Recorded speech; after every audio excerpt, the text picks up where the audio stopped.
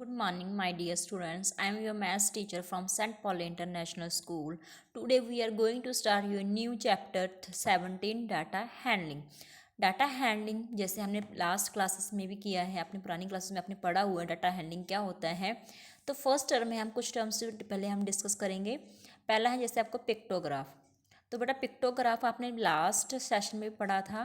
Pictograph क्या होता है, कोई भी आपको डाटा दिया होता है, उसकी काउंटिंग दी होती है और आपने उसको किस में रिप्रेजेंट करना होता है, इन डायग्राम।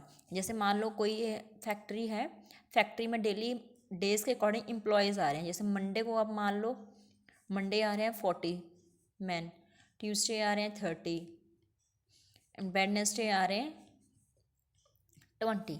तो उसमें हम पिक्टोग्राफ में क्या करते थे, एक ही फेस ड्रॉ करते थे और बता देते थे एक फेस का मतलब है 10 मैन।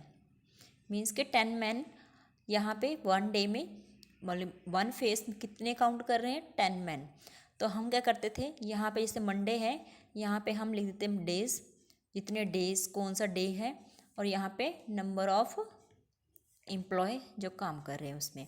जैसे मंडे में कितने बेटा 40, मीन्स के हम कितने फेस ड्रॉ करेंगे, 4, 1 2 3 एंड 4।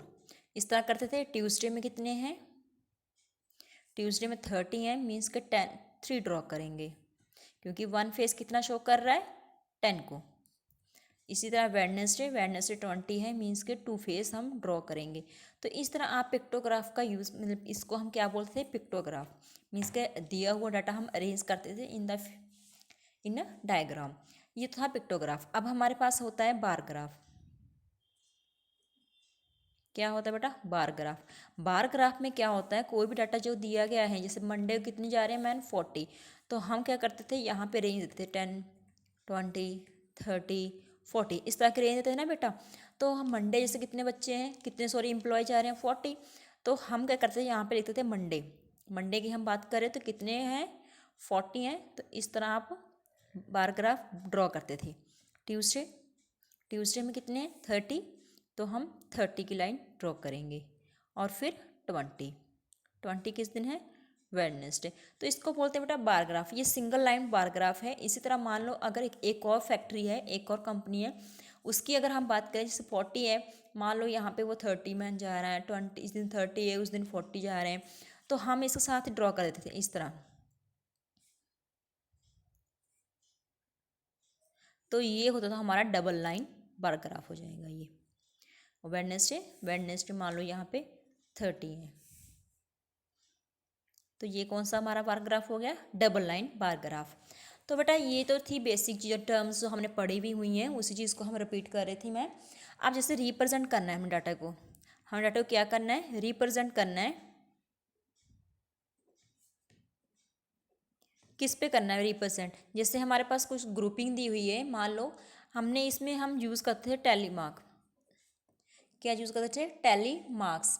तो टैली मार्क्स जो यूज़ करते थे, जैसे कि मान लो एक एग्जाम्पल है, जैसे यही वाली एग्जाम्पल ले लें, जिसमें तो 40 50 है बेटा। जैसे मान लो कोई किसी डेज पे हमारी बुक्स की काउंटिंग ले लें, हम मंडे को हमारी जो बुक्स की काउंटिंग है, मान लो जो कर रहे हैं वो कितनी है, 7, ट्यूसडे 6, वेडनेसडे 5।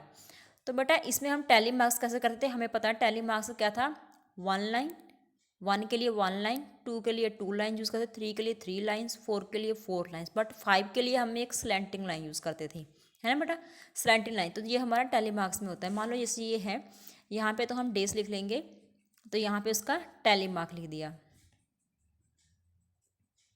तो डेज क्या है, मंडे, मंडे कितने बेटा 7, 1 2 3 4 5 6 7, 6 है ट्यूसडे।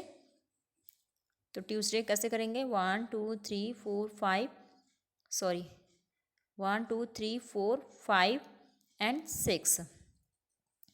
उसके बाद है वेडनेसडे 5 है, 1 2 3 4 एंड 5। तो this one is the tally marks.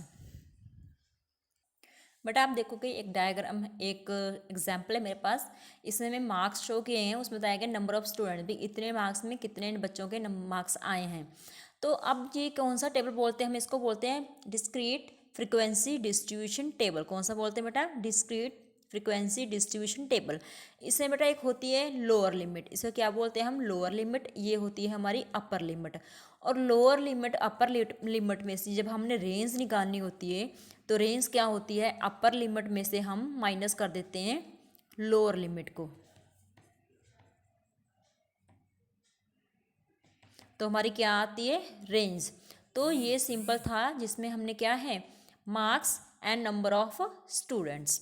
तो रेंज किसके इक्वल होती है, upper limit minus lower limit. उसके बाद बेटा देखो, ये तो था हमारा डिस्क्रीट फ्रीक्वेंसी टेबल।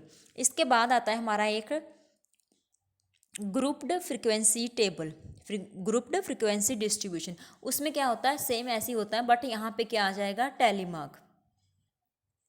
इसमें क्या होता है, टैली मार्क्स में भी आता है, जैसे 1 है तो 1 1 2 1 2 3, 6 है 1 2 3 4 5 एंड 6, 1 2 3 4 5 6 एंड 7। तो ये हमारा क्या हो गया, इसको हम बोलते हैं ग्रुप्ड फ्रीक्वेंसी डिस्ट्रीब्यूशन टेबल। इसे हम जब हमारे पास इस रेंज में होता है, तो इसमें बेटा क्या होता है, हम इसको बोलते हैं लोअर क्लास लिमिट, इसको बोलते हैं अपर क्लास लिमिट। जब हमारा ग्रुप्ड में होता है तो इसको क्या बोलते हैं, लोअर लिमिट, ये होता है अपर लिमिट। अब जब हमारा डिस्ट्रीब्यूशन में होता है, ग्रुप्ड में होता है, तो क्या बोलते हैं, लोअर क्लास लिमिट, या इसको क्लास बोलते हैं। इन दोनों का डिफरेंस जो आएगा उसे क्या बोलते हैं, क्लास।